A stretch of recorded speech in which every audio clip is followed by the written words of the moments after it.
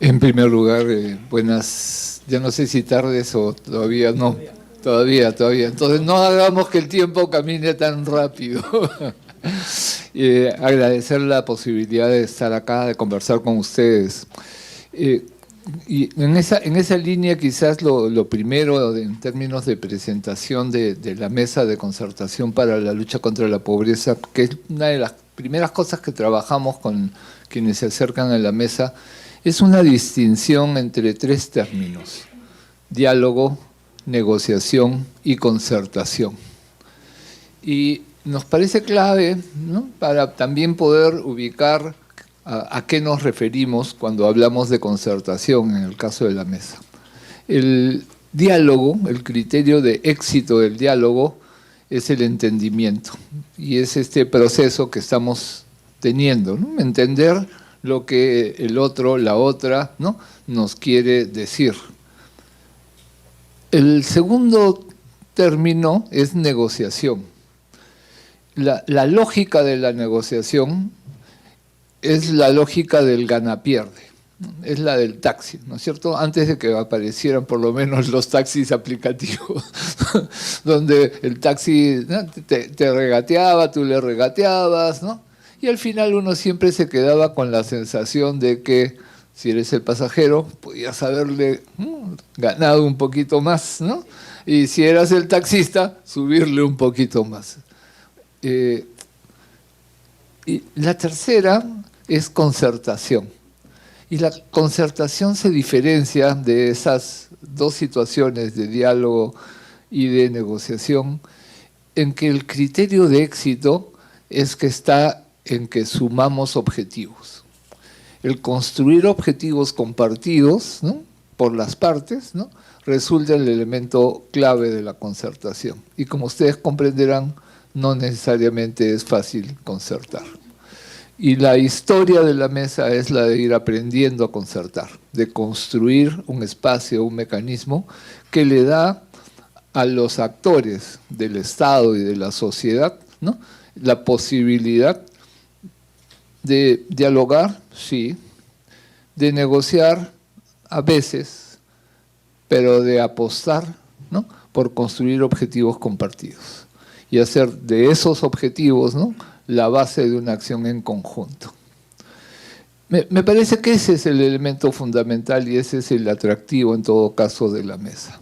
Pero ese proceso de concertación está enmarcado en un reto, que dicho sea de paso no es muy fácil de cumplir, ¿no es cierto?, que es el de reducir la pobreza. La mesa adoptó un modelo de organización que tiene que ver con la experiencia de la crisis del 2000. Estamos muy cerca de revivir elementos de esa crisis, como ustedes comprenderán, ¿no? Pero en el manejo y en la resolución de la crisis del 2000, un espacio muy importante, ¿no?, fue justamente uno que involucró a la sociedad civil, que involucró obviamente a las partes en tensión, pero incorporó un actor externo, ¿no?, una misión de la OEA que actuó como facilitador, ¿no?, de ese proceso de diálogo entre las partes. Lucho Bambarén, ¿no?, tuvo la sapiencia de, resuelto el problema, proponer que se recupere esa metodología y que se cree un mecanismo, ¿no?, que dé prioridad a la lucha contra la pobreza. Un mecanismo donde tenía que estar el Estado, que tenía que estar la sociedad civil, y claro, para que el mecanismo funcione, recoger el aprendizaje de la mesa de diálogo de la OEA, que era que había un facilitador. Y ese es el esquema de la mesa, ¿no? Quien habla es el responsable, como son los coordinadores en las regiones, ¿no?, de facilitar el diálogo entre las partes. Eso supone que a veces estamos a punto de morir envenenados, ¿no es cierto? Porque uno tiene que morderse la lengua muchas veces si es que, ¿no?, su misión es ayudar a las partes a ponerse de acuerdo, a concertar, a construir, ¿no?, objetivos compartidos, ¿no?, y a veces más complicado, a hacer seguimiento a aquello que se ha compartido. Yo diría que este es el elemento fundamental que define la mesa, de ser un espacio donde está presente el sector público, está presente la sociedad civil y donde hay algunas personas, ¿no?, que reconocidas en sus regiones son designadas por consenso para cumplir ese rol. Y creo que la historia de la mesa es justamente no haber perdido ese carácter de neutralidad del espacio para facilitar el diálogo, la concertación entre las partes. Como ustedes sabrán, no es muy fácil, ¿no?, concertar. Hay intereses distintos, hay expectativas diferentes, pero esos son los elementos sobre los que tenemos que operar. El ámbito de concertación tiene que ver con este tema de la lucha contra la pobreza. Y por tanto, lo que se está buscando en el espacio es cómo se generan políticas públicas que contribuyen a reducir la pobreza. Y cómo esas políticas públicas tienen un mecanismo de seguimiento, ¿no?, que no debe ser tomado como fiscalización por el sector público, ¿no?, que es el responsable de la implementación de esos acuerdos, pero tampoco como oportunidad, ¿no?, para atacar al gobierno si es que eso no se está cumpliendo, ¿no? Y esa es la idea del seguimiento concertado. Estos son los elementos que definen el día a día del trabajo de la mesa. Pero entonces pongamos ese día a día en los contextos en los cuales actuamos. Y el primer contexto en el cual hemos empezado a actuar y que sostenemos, ¿no es cierto?, tiene que ver justamente con estrategias, acuerdos, mecanismos para reducir la pobreza. Y eso nos pone en un terreno que es el político, ¿no?, de los actores que participan allí con sus respectivos intereses, visiones, ¿no?, y sus propias, ¿no?, jaladas, ¿no? Eso se ha traducido en lo que llamamos los acuerdos de gobernabilidad. Los acuerdos de gobernabilidad expresan el mayor consenso posible que hemos encontrado en los procesos electorales. La mesa participa y ha participado en todos los procesos electorales, ¿no?, de todos estos años. Y ha participado de la mano del Jurado Nacional de Elecciones. En primer lugar, para poner a disposición de los partidos, sus candidatos que están interviniendo en el proceso, de la mayor información posible sobre su ámbito de intervención. Información que tiene que ver con 4 dimensiones: social, económica, ambiental e institucional. Trabajamos esa información con las fuentes oficiales que hay, las más confiables obviamente, ¿no es cierto? Eso incluye al INEI, incluye al Banco Central de Reserva, etcétera, como fuentes de información que es puesta a disposición de los partidos como material para revisar, ajustar sus planes de gobierno, ¿no? Y el acuerdo de gobernabilidad recoge el mayor consenso posible para cada región, ¿no?, en ese proceso electoral. Pero eso no queda allí, sino que el acuerdo es objeto de seguimiento. Y entonces la mesa regional, ¿no?, y subrayo mesa regional porque uno de los problemas que tenemos hoy en día es que no contamos con los recursos suficientes para poder acompañar mesas provinciales o locales. Después voy a entrar a eso, quiero que se apropien del concepto y de la metodología. Los acuerdos de gobernabilidad, entonces, expresan ese consenso, son suscritos por todas las partes que participan en el proceso electoral y a lo largo de la duración del mandato se entrega a las autoridades regionales o a la autoridad nacional la información que hay y la preocupación que hay derivada o el reconocimiento que hay derivado del análisis de esa información. Eso lo que ha venido contribuyendo es a la continuidad de un conjunto de herramientas de política pública.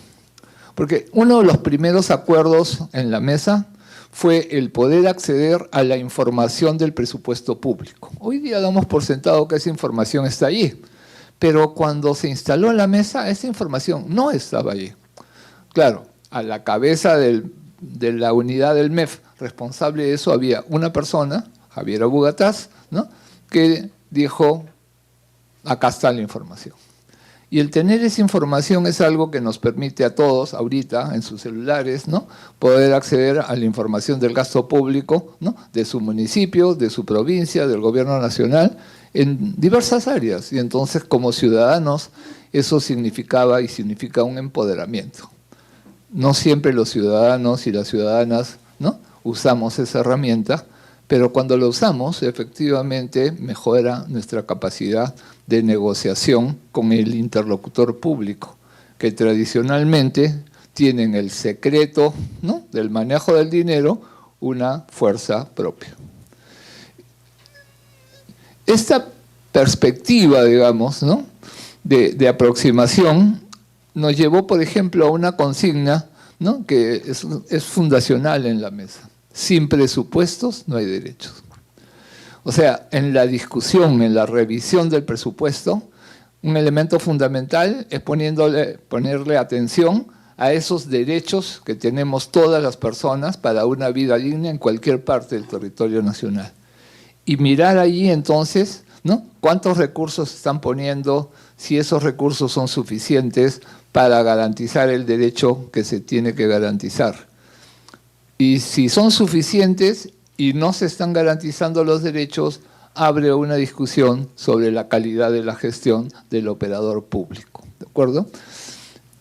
Esas es, digamos, las herramientas. Esos acuerdos de gobernabilidad se firman en el proceso electoral y se convierten, ¿no?, en la herramienta base para el seguimiento. La tasa de adhesión, digamos, al acuerdo de gobernabilidad de los candidatos en el último proceso electoral regional, ¿no?, fue del 95%. Ese es el marco en el cual funcionamos y las mesas han tenido y tienen este funcionamiento continuo en el territorio. En los 2 minutos que me quedan, quiero compartir con ustedes parte de los problemas que estamos teniendo. No hemos entrado, creo que al principio sí, a recibir plata de la cooperación internacional. Después hemos sostenido el trabajo de la mesa con transferencias del sector público. Si en algún momento hemos recibido plata de la cooperación, ha sido para temas muy puntuales, por ejemplo, la publicación, ¿no?, de los acuerdos de gobernabilidad que se hicieron con todas las regiones en el país, ¿no?, un plus para garantizar que esa publicación llegue a todas las regiones. Hoy día la situación es bastante más complicada. Tenemos un recorte en los financiamientos del sector público hacia la mesa, una presión respecto a qué se hace o cómo se hace, ¿no es cierto? Pero ahí estamos, ese es el compromiso, pero sí es difícil operar en las actuales condiciones. De hecho, hemos perdido profundidad en el territorio. La mesa en una etapa tuvo una presencia muy significativa, no solamente en el nivel departamental, sino también en el nivel provincial, incluso en algunos casos distritales, ¿no? Eso no tenemos cómo mantenerlo, ¿no? A los coordinadores, a las coordinadoras de la mesa, la única contribución que se hacía por parte de la mesa era un celular, que era el sistema de comunicación de los 26 coordinadores, ¿no? Y el ministerio ha retirado el financiamiento y retirado los… Pero felizmente el compromiso de la gente continúa.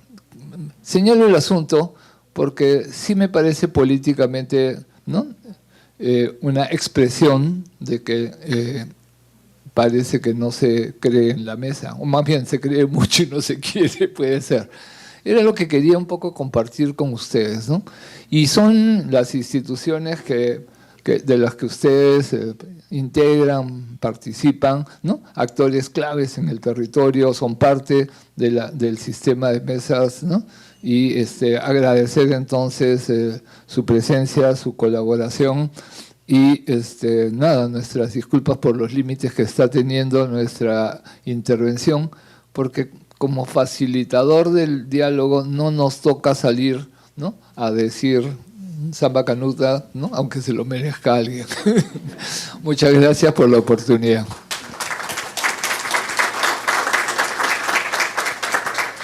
En primer lugar, muchas gracias por la oportunidad de compartir algunas ideas que para mí, para en general, para el Consejo Interreligioso, Religiones por la Paz, son muy importantes, ¿no? Cómo entramos al diálogo y a la fraternidad en un mundo tan dividido. Este es un dato de la realidad. El mundo nuestra realidad está profundamente dividida. Sin embargo, frente a ello no nos podemos quedar indiferentes. Cómo acercarnos para ir construyendo fraternidad, para ir construyendo espacios de diálogo, ¿no? ¿Cómo hago para que avance esta cosa?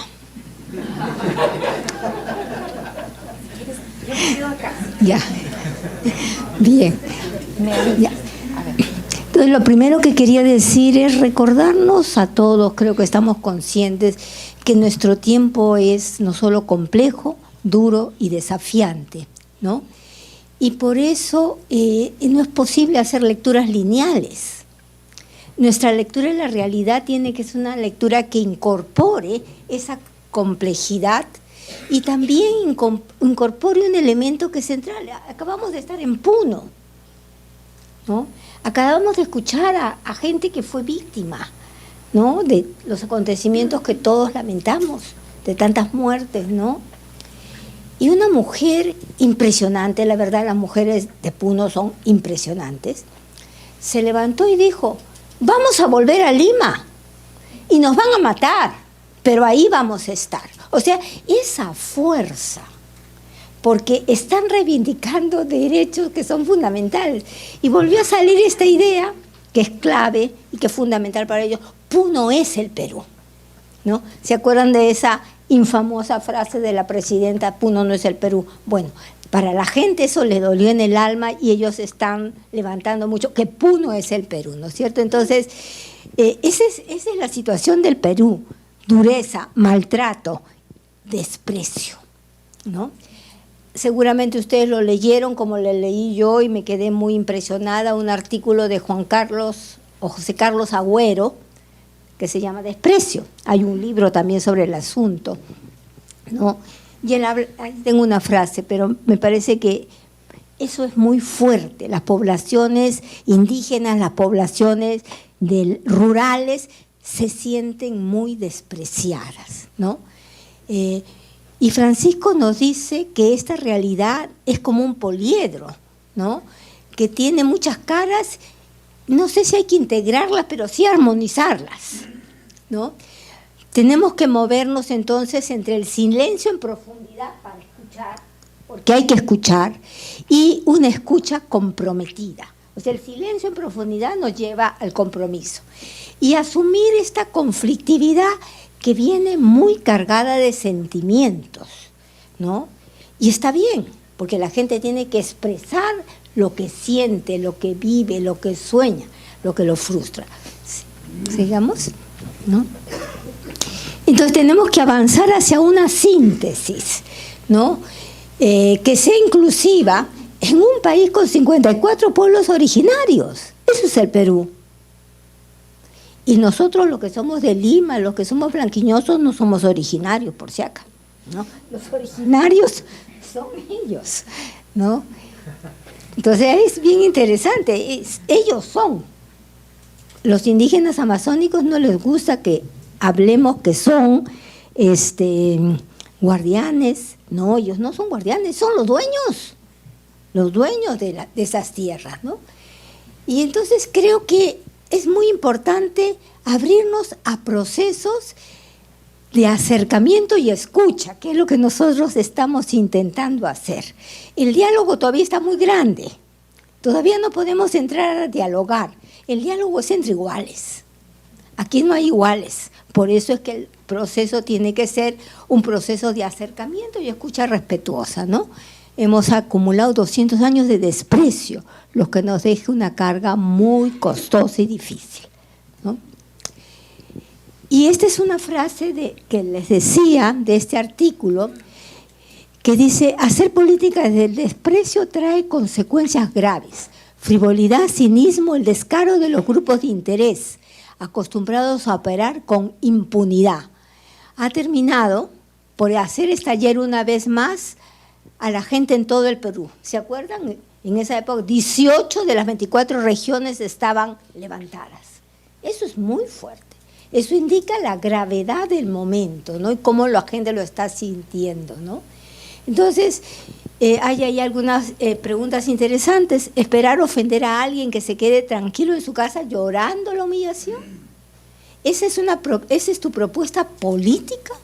¿Reírte del que menosprecias y ofrecerle como lugar el ser espectador, testigo de las decisiones arrogantes que se toman en su nombre? ¿Que los mates y encima expliques que mataste a un vulgar asusador? Y después decirles que ellos mismos se mataron, como dijo Edina en Pichanaki, ¿no? Cuando la gente les reclamó. Al final ellos fueron los autoagredidos. Sigamos, por favor. Necesitamos entonces un nuevo pacto social. ¿Cómo avanzamos? Y eso en el Consejo nos parece que es muy importante. ¿Cómo trabajamos hacia un nuevo pacto social que garantice los mínimos? Y los mínimos son derechos. Esos son los mínimos. No es otra cosa. Cuando hablamos de mínimos, estamos hablando de los derechos fundamentales para poder vivir como seres humanos. Vemos cotidianamente que no se respetan esos mínimos, que son las bases de los derechos, ¿no? Los seres humanos hemos construido un mundo manejado por las 3A. Esto nos dijeron en una conferencia en Roma, ¿no? La avaricia, la arrogancia y la apatía, ¿no? Y nos dijeron que las dos primeras iban del lado de los poderosos, pero la apatía viene del lado de los humildes, porque piensan que la cosa es tan grande que no podemos hacer nada. Y creo que nosotros estamos trabajando para romper la apatía, para que la gente tome conciencia, además que en el fondo lo saben, cuando están unidos son fuertes. Hoy vivimos una enorme crisis humanitaria y de respeto por la madre tierra. Es otra cosa que no nos puede dejar indiferentes. Tenemos que asumir que parte de esta pelea de fondo es una pelea porque se respeten los derechos también de la naturaleza, ¿no? Y ahí hay mucho todavía por hacer, ¿no? Sigamos, por favor. Entonces necesitamos, a mí me gusta mucho esta idea, está en la Carta de la Tierra. Miren, ¿de cuándo es la Carta de la Tierra? Del año 92. Estamos en el 2024, ¿no? Ellos hablaban de una reverencia ante la vida. Y eso es lo que estamos perdiendo. La vida no vale nada. Y de la vida del más pobre, del más humilde, vale menos todavía, ¿no? Entonces necesitamos avanzar hacia una unidad en la diversidad, pero una diversidad reconciliada, con una pasión compartida. Aquí todos somos creyentes, o todos los que pensamos que somos creyentes, todos somos cristianos. El cristiano es un apasionado, porque si no es apasionado, no es cristiano. Jesús tenía una pasión, el reino, y por esa pasión dio su vida. ¿Cuál es nuestra pasión? ¿Qué cosa nos está ahora desafiando, ¿no? Y tenemos que ser apasionados por defender la vida, ¿no? Necesitamos entonces avanzar hacia una sociedad memoriosa. No podemos permitir que se borre de la memoria de la gente todo lo que hemos vivido, porque sin memoria no somos nada, ¿no? La memoria es lo que va a garantizar que nos ponemos las pilas y vamos a seguir peleando, ¿no? Sigamos. Necesitamos entonces entrar a un tema que a mí me parece que es fascinante, un nuevo paradigma. Por miles de años nos ha gobernado el paradigma del dominio. El poderoso avanza, pisa, destruya y domina a los demás. Es el poderoso, el paradigma del dominio. Y mientras más fuerte eres, más puedes dominar. Entonces, es un mundo que se ha construido desde ese paradigma. Y nosotros tenemos que avanzar a otro paradigma que existe, que es el paradigma del cuidado, ¿no? En una sociedad donde vivimos, todo tiene precio, todo se convierte en un recurso que se usa y desecha.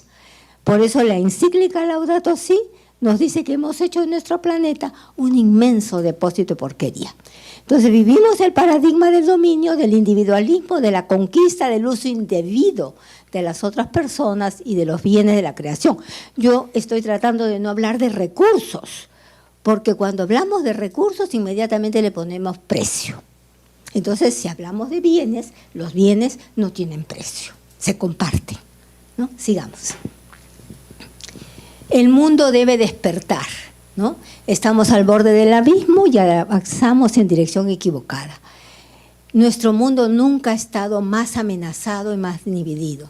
Nos enfrentamos a la mayor cascada de crisis de nuestras vidas. Todo el tema del COVID, las guerras que ahora estamos viviendo, y ahí estamos, las contemplamos, las miramos por la televisión, pero siguen, no pasa nada, y se siguen haciendo armas, ¿no? La desconfianza, la desinformación nos polariza, ¿no? Y los salvavidas económicos que alguna vez se tiran, llegan poco o demasiado tarde si es que llegan. Entonces nos falta una solidaridad en la acción. Sigamos, por favor, ¿no? Entonces esta es una anécdota que a mí me gusta mucho, porque creo que nos enseña mucho. Ustedes han escuchado de Margaret Mead, la famosa antropóloga que murió, creo, en 1970, por ahí, norteamericana. Era una apasionada por el origen de la cultura. ¿En qué momento surge la cultura humana, ¿no? Entonces, una estudiante le pregunta a ella cuál consideraba que fue el primer signo de civilización en la humanidad. El alumno y sus compañeros esperaban que Mead hablara del anzuelo, de la olla de barro o de la piedra de moler, pero no. Ella dijo que el primer signo de civilización en una cultura antigua fue un fémur que alguien se fracturó y luego apareció sanado. Ajá, miren qué interesante. Y Mead les explicó que en el reino animal, si te rompes una pierna, mueres, pues no puedes procurarte comida, agua ni huir del peligro. Así que si eres presa fácil de las bestias que rondan por ahí. Y ningún animal con una extremidad inferior rota sobrevive el tiempo suficiente para que el hueso se suelde por sí solo. Claro, se lo han comido, no queda nada, ¿no? Entonces, pero encontrar un fémur sanado es el signo de civilización, ¿no? De modo que el fémur quebrado que se curó evidencia que alguien se quedó con quien se lo rompió, que lo vendó, lo inmovilizó y le permitió sanarse. Entonces, lo que tenemos, ¿por qué me gusta esta anécdota? Porque nos habla de avanzar hacia el cuidado, una cultura de cuidado, una cultura de reconocimiento, una cultura de valorar al otro frágil, débil, incapaz, no importa, pero es igual que yo, es alguien como yo. Y incluso más allá de respetar la naturaleza. Entonces, creo que de una cultura del dominio, de la conquista, del arrasar con los débiles, tenemos que pasar a una cultura de cuidado, ¿no? Entre paréntesis, hay un libro muy bonito de Leonardo Boff, este es un cherry para Boff, ¿no? Que se llama Saber Cuidar. Está en internet, lo pueden bajar, es bellísimo. Y ahí, no les voy a contar porque no tenemos tiempo, ahí Boff trabaja un mito de un Higinio, que fue un esclavo, pero muy inteligente, y que el emperador Tiberio lo hizo jefe de una de las bibliotecas, ¿no? Entonces, ahí está el mito de cuidado. Entonces, hay que avanzar al tema del cuidado, ahí es muy importante, ¿no? Entonces, este es el nuevo paradigma, un paradigma que garantiza el futuro de la especie y de nuestra civilización, centrada en esta fraternidad sin fronteras y una amistad social universal. Esto supone reconocer que el otro, otra, quien quiera que sea, y del lugar que sea es mi igual y por ello tiene dignidad y derecho. Todos los seres humanos nacen libres iguales en dignidad y derecho, lo dijo hace más de 75 años la Declaración Universal de los Derechos Humanos. Sigamos, por favor. El cuidado nos recuerda lo que ya se dijo hace más de 30 años, la Carta de la Tierra. Como nunca antes en la historia humana, el destino común nos pide un nuevo comienzo, ¿no? Que el nuestro sea un tiempo que se recuerde por el despertar de una nueva reverencia ante la vida, por la firme resolución de alcanzar la sostenibilidad, por el aceleramiento en la lucha por la justicia y la paz y por la alegre celebración de la vida. Por si acaso esto se ha convertido en doctrina social, porque ya está incorporado en el magisterio social de la Iglesia. Sigamos, ¿no? Entonces, creo que es la última diapositiva. Lo que tenemos que hacer es pasar del dominus, del dominio, del dominador, al frater y a la sorella, para que no nos quedemos atrás, ¿no? Porque siempre se habla de la fraternidad, y yo digo la sororidad también cuenta, las dos cosas juntas, ¿no? El primero, superar el paradigma vigente desde hace muchos siglos del ser humano como dominus, dueño y señor, que no se siente parte de la naturaleza, sino que la domina como con su técnica y con su ciencia. El segundo, asumir una alternativa al dominus, que sería el frater, la sorella, el ser humano, hombre y mujer, hermanos, hermanas unos de otras y de todos los seres de la naturaleza, por tener todos un origen común. Y el tercero, activar el principio esperanza, aquel impulso interior que no conoce tiempo ni espacio y que está presente siempre en el ser humano, llevándolo a la indignación contra los desaciertos sociales, el coraje para transformarlos, proyectando nuevos mundos, utopías viables. Creo que esa es la última, ¿no? Sí, muchas gracias. De input de los 5 expositores, expositoras, ¿no? Y eso obviamente dispara una serie de ideas, pero el otro lado es que también genera un poco de desorden, pero además después de ver sus rostros también noto que la fatiga del paso del tiempo va a jugar un poquito en contra, pero bueno, vamos a tratar de manejar este asunto de la mejor manera. Natalia nos va a apoyar. Bueno, Javier ya lo mencionó, ¿no? Este es el hermoso puente del Quetzhuachaca que cada año en el mes de junio se teje, ¿no? En el valle del río Apurímac. Y por una semana las comunidades de ambos lados de este cañón pues se unen, ¿no? Y es una gran fiesta donde participan varones, mujeres, artistas, y para nosotros básicamente representa el trabajo de prodiálogo, ¿no? Nosotros tendemos puentes, y es una de las frases que también las he escuchado. Prodiálogo surge hace 18 años, ya tenemos mayoría de edad, pero en verdad es el resultado de la sinergia de 2 asociaciones civiles, 2 ONGs, fundadas en los 90s, y venimos trabajando todos estos temas relacionados a la resolución pacífica de conflictos, a la mediación, a la conciliación, a los consensos, ¿no? Y a partir, todavía no. Ya me está diciendo ahí Natalia indirectamente. Pero lo que quería mencionar es que Prodiálogo es producto justamente de este acuerdo, ¿no? Y nosotros creemos firmemente en la necesidad de la colaboración, ¿no? La humanidad se ha desarrollado, muchos dicen, por la competencia, no, es por la colaboración.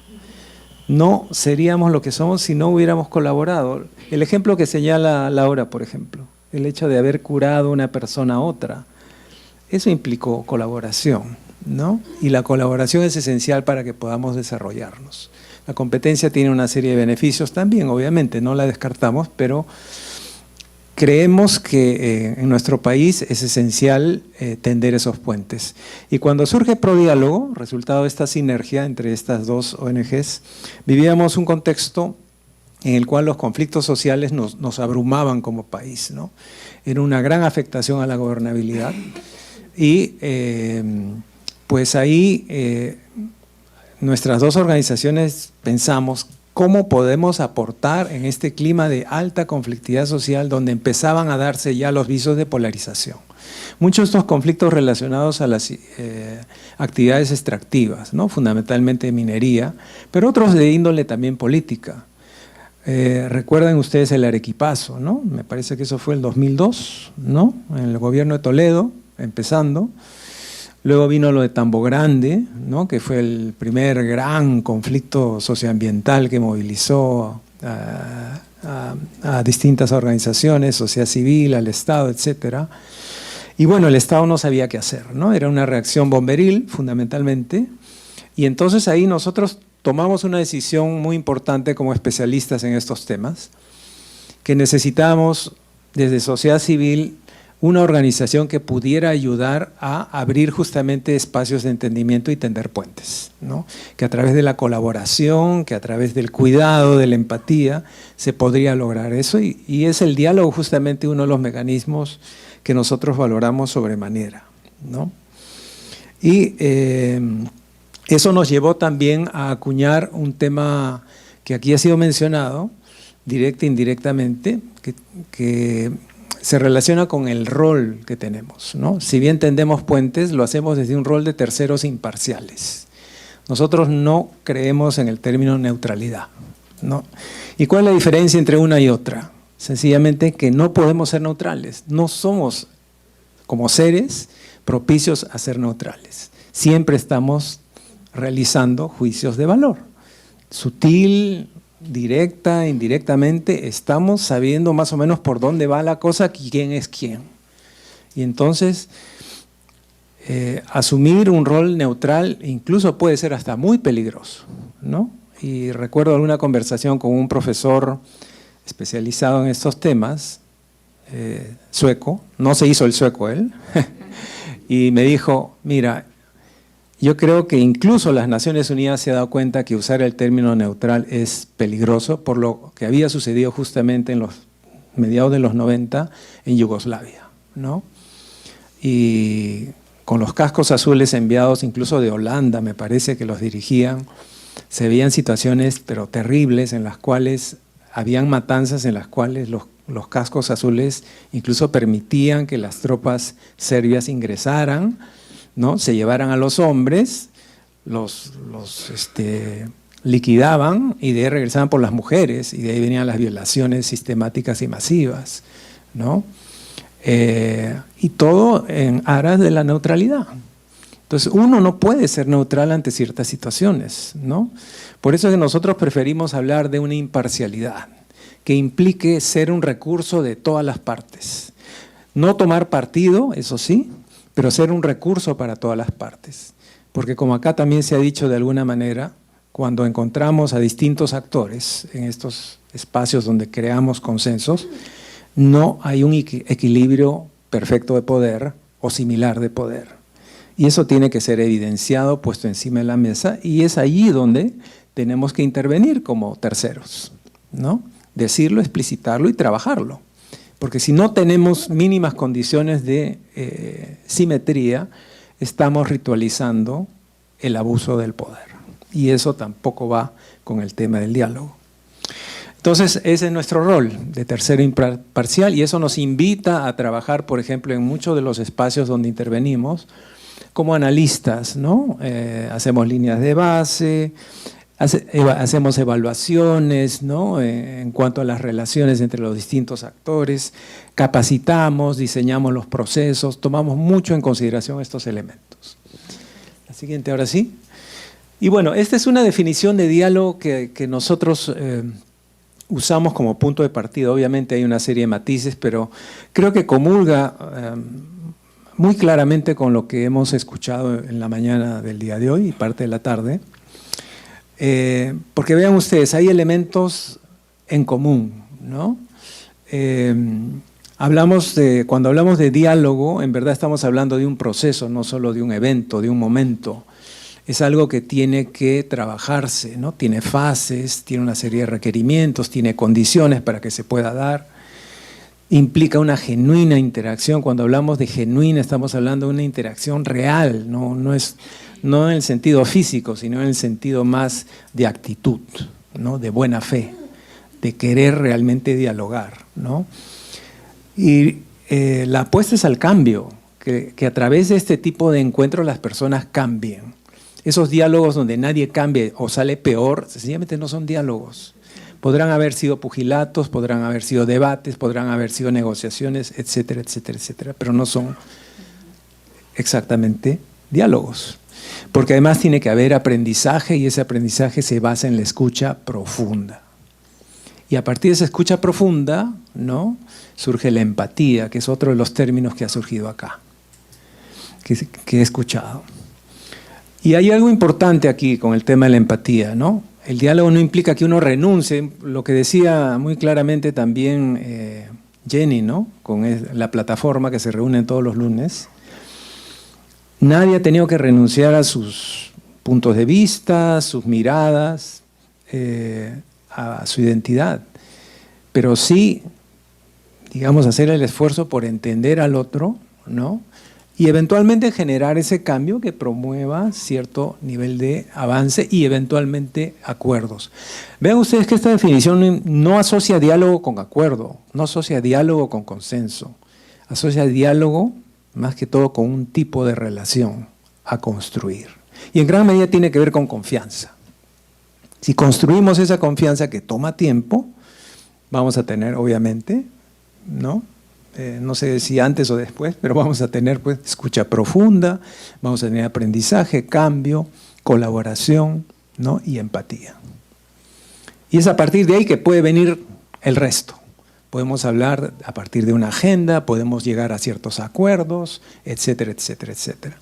Pero un genuino proceso de diálogo tiene esos elementos. Y acá me quedo con...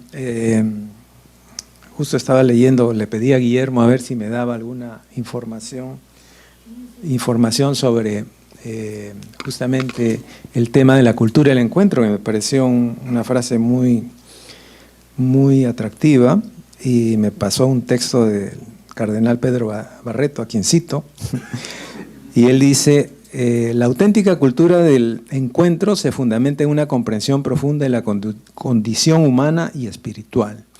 Y yo le añadiría incluso a una comprensión profunda de la condición humana, emocional y espiritual, porque lo emocional también cuenta, ¿no? Y discúlpeme si de repente lo emocional y lo espiritual son sinónimos, yo no soy especialista en temas teológicos, espirituales, en fin.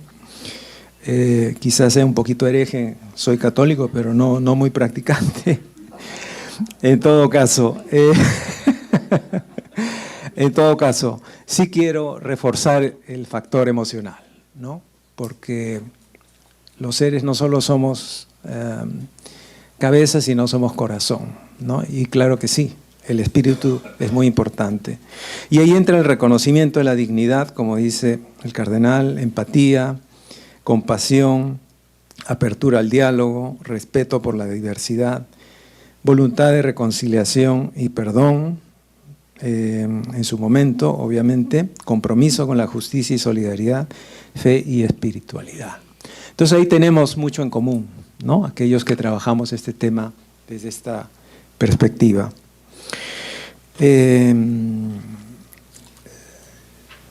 Y bueno, algo que nosotros trabajamos mucho, quizás la siguiente, ¿no?, Natalia, gracias, ¿no?, en varias de las intervenciones que tenemos, es justamente trabajar este enfoque dialógico, ¿no?, que dicho sea de paso, este enfoque, esta definición de diálogo es también un enfoque, ¿no? La podríamos trabajar en negociaciones, incluso, ¿no?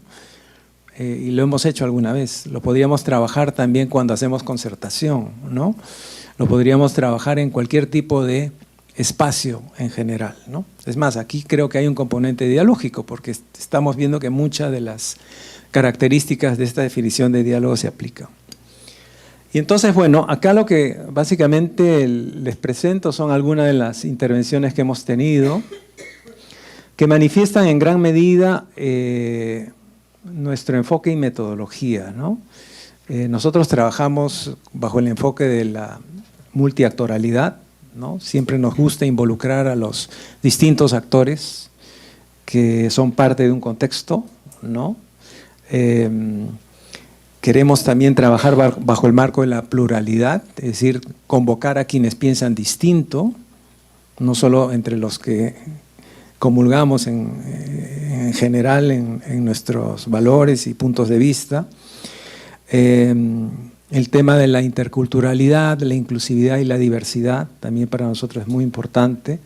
La participación de los jóvenes, la participación de las mujeres, la participación de personas de todo tipo de diversidad, sea sexual, social, racial, étnica, nos parece sumamente valiosa y eso nos ha permitido intervenir justamente en espacios tanto del ámbito rural, urbano, ¿no? Con este tipo de poblaciones. Y además jugar un poquito con otras disciplinas. Hay un proyecto que justo lo estamos cerrando este año, después de 6 años, gracias a la Fundación Interamericana, Arte y Diálogo para la Paz. Y bueno, ahí hemos trabajado con jóvenes de la periferia de Lima, que tienen realmente por amor al arte, han fundado sus clubes de arte, sea de circo, sea de hip hop, danza urbana, sea de clown, sea de teatro, y con ellos hemos abierto espacios donde ellos dialoguen acerca de sus vivencias, sus problemáticas y usen el arte para luego proyectarse hacia la comunidad. Y por ejemplo en la esquina superior derecha pueden ver una presentación en el Museo de Arte donde estos jóvenes hablaron sobre el flagelo de la corrupción en nuestro país, ¿no? Y para ellos fue sorprendente que a través de, digamos, estas actividades puedan tener una vinculación con el tema social y el tema político. Sí, sí, por favor. Y bueno, aquí quiero también, en la esquina superior izquierda, quiero hacer un reconocimiento también a la Iglesia Católica. Ahí apenas pueden verme a mí, ahí detrás del micrófono RPP. Con mi característica, ¿no? Personal. Lamentablemente RPP pues impidió que yo salga, pero bueno, ni modo. Ahí está Monseñor Miguel Cabrejos y el Padre Gastón Garatea. Este fue el año 2012, donde ambos fueron designados, por un lado, creo que está Eduardo por ahí, la Defensoría del Pueblo lo designó a Gastón, al Padre Gastón, para que vaya como mediador, digámoslo así, o facilitador, y por la PCM, Monseñor Miguel Cabrejos. Y gracias al Programa de Naciones Unidas para el Desarrollo, Giselle Guamaní, quien habla, fuimos asesores de ellos. Primero tuvimos que armar un diálogo interno entre ellos porque no había ningún tipo de coordinación. A Dios gracias, eso se dio y eso permitió trabajar en equipo. Y algo que a mí me impactó cuando llegamos a Cajamarca es que nos recibió Gregorio Santos y él dijo, acá el diálogo ha muerto. Y eso tiene que ver con cómo estábamos entendiendo el diálogo y hubo que resignificarlo. Y uno de los acuerdos a los cuales se llegó es abramos espacios de escucha, ya no de diálogo, porque el diálogo realmente había fracasado en diciembre del 2011, ¿no? En esa fallida mesa de diálogo en la cual por la firma, en el momento de la firma entre Óscar Valdés y Gregorio Santos, se cayó el diálogo, ¿no? No hablemos del proyecto Minero Conga. Y fue fascinante recorrer Cajamarca, nos reunimos por separado, ¿no? Con los ronderos, con la empresa, con los que están a favor, en contra, con el presidente, con el Consejo de Ministros, etc. Y parte de esa metodología ha sido usada, fíjense ustedes, el día de hoy a través de la coalición ciudadana de la cual somos parte, para esos encuentros de escucha y diálogo en Arequipa, Cusco y Puno, en la cual algunos de los presentes han participado en el grupo de escucha, ¿no? ¿Por qué? Porque se perdió lo esencial de la interacción humana, que es escucharnos. Y es algo que nosotros promovemos con mucha apertura. Y también esto demuestra que también Prodiálogo se preocupó sobremanera desde hace ya un par de años sobre el estado de la democracia en nuestro país, ¿no? Y claro, como una institución que tiende puentes, tranquilamente hubiéramos, digamos, quizás si hubiéramos sido una institución neutral hubiéramos dicho, bueno, vamos a ver qué pasa, no nos metemos, pero había que actuar, porque somos imparciales y veíamos aquí un desequilibrio de poder muy fuerte, Y el día de hoy estamos trabajando justamente para abrir esos espacios de escucha y diálogo que fortalezcan la democracia, que generen algún tipo de impacto en los tomadores de decisiones en el plano regional, en el plano nacional, y nos permita la posibilidad de realmente recuperar o fortalecer la democracia. Y bueno, y aquí quiero tan solo concluir diciendo que a través del diálogo nosotros creemos en justamente la creación del nosotros, ¿no? A los que hablen runasimi probablemente sepan que en quechua hay dos tipos de nosotros.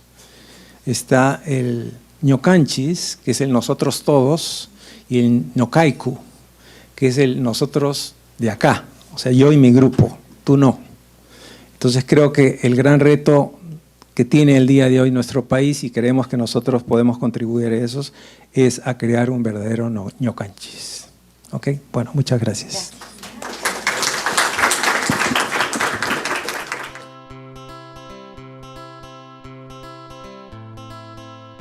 Muchísimas gracias a los tres.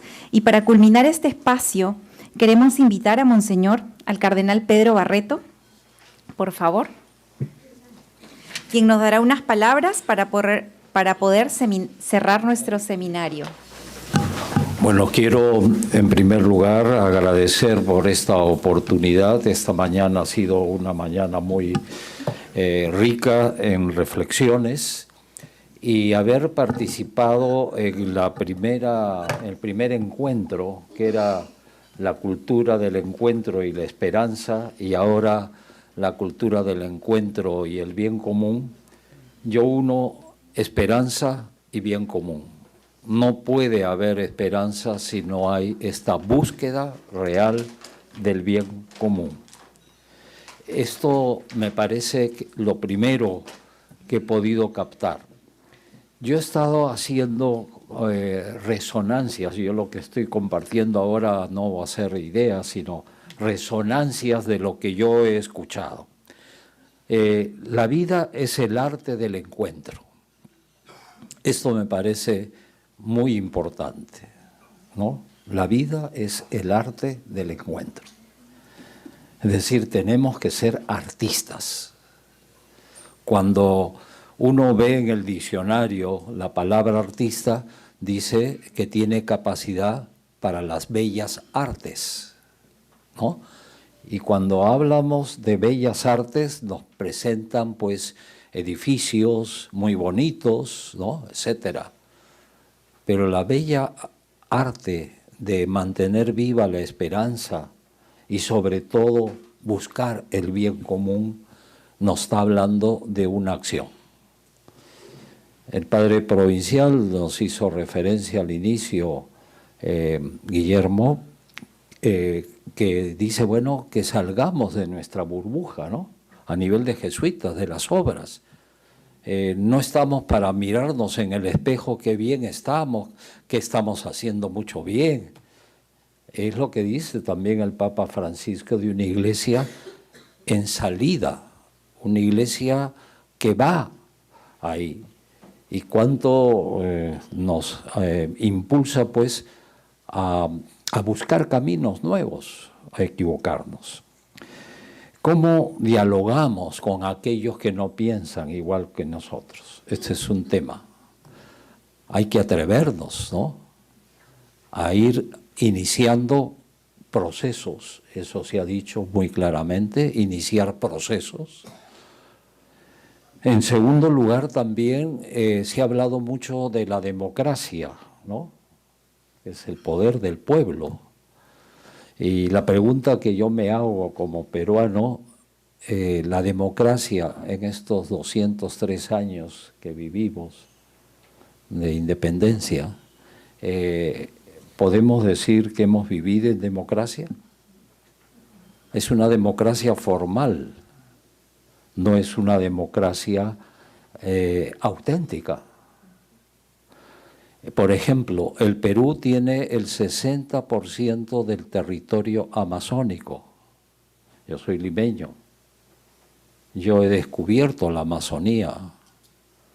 y a partir del encuentro con los indígenas amazónicos de Amazonas, ahí por el Santa María de Nieve del Vicariato, para mí descubrí la Amazonía.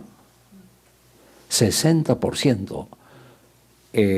La democracia supone acoger a los últimos, a aquellos que son invisibles.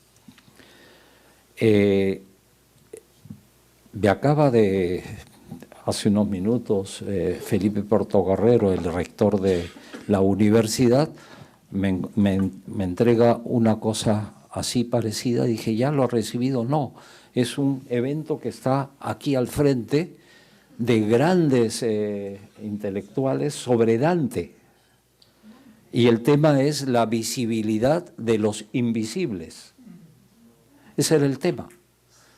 Y me dijo, para que vaya yo, le dije, no, yo tengo este compromiso, ¿no? Entonces, los invisibles, si no contamos con aquellos que están relegados, comenzamos por eso, estamos perdidos, estamos en nuestra propia burbuja, ¿no? Me parece muy importante. Integrar a los diferentes es mucho más difícil y lento, aunque es la garantía de una paz real, dice el Papa Francisco. Iniciar procesos. Creo que aquí se está iniciando procesos. Y esto me alegra muchísimo porque hay que sembrar e iniciar procesos que otros van a hacer. Y hay algo que me llama la atención también cuando escucho esto: si aspiras a algo grande, comienza por lo más pequeño. San Agustín. Tenemos que tener sueños, ¿no? Esos sueños que movilizan a la persona. Yo he escuchado siempre que los sueños, cuando uno sueña solo, en sueño se queda. Pero cuando soñamos juntos, ya comienza a ponerse en movimiento el entusiasmo, las ideas, etc. Yo estoy ahora de presidente de la Conferencia Eclesial de la Amazonía, la primera conferencia eclesial en la historia de la Iglesia.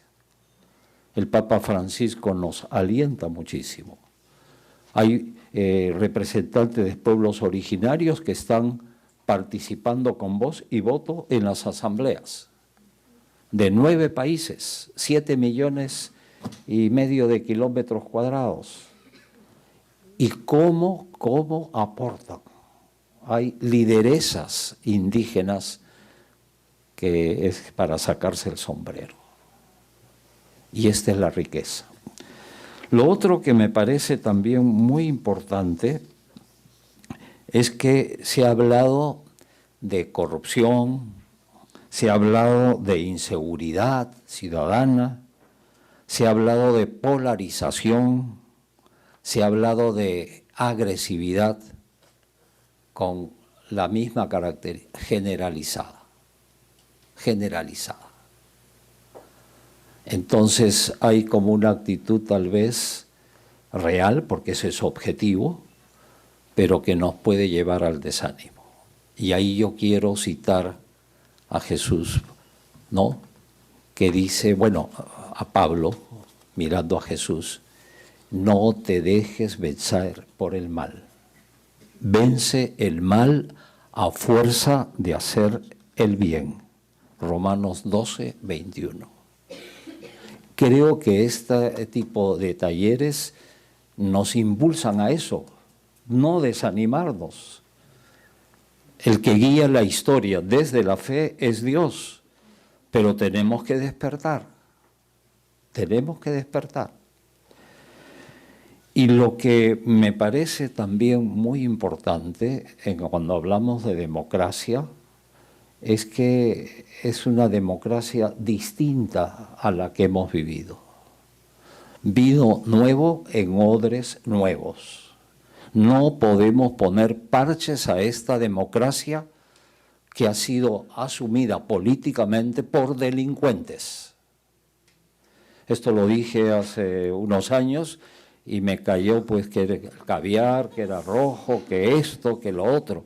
Pero es que hay que hablar claro, ¿no? Es decir, las mafias están representadas en el Congreso, el Poder Ejecutivo, el Poder Judicial. Entonces, vino nuevo en odres nuevos. Es decir, una democracia nueva, auténtica, con no partidos, porque partidos viene de partir. Y esto es muy importante. Partidos tiene que haber, pero ahora los partidos dividen. Yo soy de tal partido, todo esto. Pero lo más importante es la participación, una democracia participativa que también se ha indicado. Me parece aquí estamos jugando el futuro e iniciar procesos de cambio que nos hacen decir que todo está conectado. Yo quiero decirles como experiencia personal, yo estuve 15 años en Tacna antes de ser obispo y ahí aprendí dos cosas: articular desde la crisis. Éramos 3 jesuitas en Tacna, a 150 kilómetros estaba Hilo, está Hilo, aquí está Carmen de los Ríos y Fela Cuscano, grandes mujeres, y me encargaron a mí como superior de la comunidad 7 obras. Éramos 3 jesuitas, 7 obras. Y la verdad la crisis era para desanimarse, para tirar la esponja y decirle al provincial, manda a otro que sea capaz. Yo no soy capaz. Pero se me ocurrió una idea, escuchando a otros, ¿por qué no nos reunimos los directores de las 7 obras de Tacna y de Hilo? Y la sorpresa fue que no se conocían los directores de obras jesuitas. Y ahí comenzó la Coordinadora Regional Apostólica Jesuita, la sigla Coraje. Y hay que tener coraje para iniciar procesos. Ahora se llama plataforma, pero de hecho es eso. Y la otra cosa que quiero con esto terminar, han hablado del acuerdo nacional. Ustedes recordarán que tuve que hablar con Pedro Castillo, que me llamó y en la práctica él estaba ahogándose. Después me enteré de que era porque había cuestiones de corrupción, ¿no? Y yo conozco a Cerrón, y lo conozco muy bien. Y él me preguntó, ¿y qué podemos hacer? Le digo, el acuerdo nacional. Yo la única reunión que fui al acuerdo nacional y me entusiasmó es que había consensos por el Perú. Y tú ahí, Fico, esos consensos por el Perú están ahí, trabajado por todos, partidos políticos, Congreso, Poder Judicial, y firmó Pedro Castillo eso. Le digo, ahí está. Y fíjense, ¿esto está saliendo en público? ¿Sí? No. No, y yo le pregunté a Pedro Castillo, ¿y cuándo será la segunda reunión? Porque lo veía que lo del acuerdo. Y digo, ¿usted lo firmó? Y me dijo, mañana. Cuando alguien me dice mañana, quiere decir que hay urgencia. Porque si no me hubiese dicho, como político, bueno, ya lo pensaré, lo consultaré y le avisaré. No, mañana. Y efectivamente fue al día siguiente. Y nunca me olvidaré porque fue miércoles santo, ¿no? Y ahí estuvimos al día siguiente con el secretario, el psiquiatra Max Hernández. También estuvo ahí Óscar Maurtua y yo, los 3. Ya está, ahí está. los consensos. Decepción. Y ahora me ha confirmado Fico que hay una desactivación de todo proceso democrático. La Mesa de Concertación de Lucha contra la Pobreza, Jurado Nacional de Elecciones, la OMPE, ¿no? La RENIEC. Sí, así es. No, pero digo, esto creo que es muy, muy importante indicarlo y termino diciendo que hay brotes de esperanza. Prodiálogo, RPA, también la Plataforma por la Democracia y otros más. Ahora, ¿por qué no se reúnen y ven cuáles son los puntos en contacto? Para poder hacer pasos y procesos para que la esperanza y el bien común no sea un concepto, sino que sea un proceso. Muchas gracias.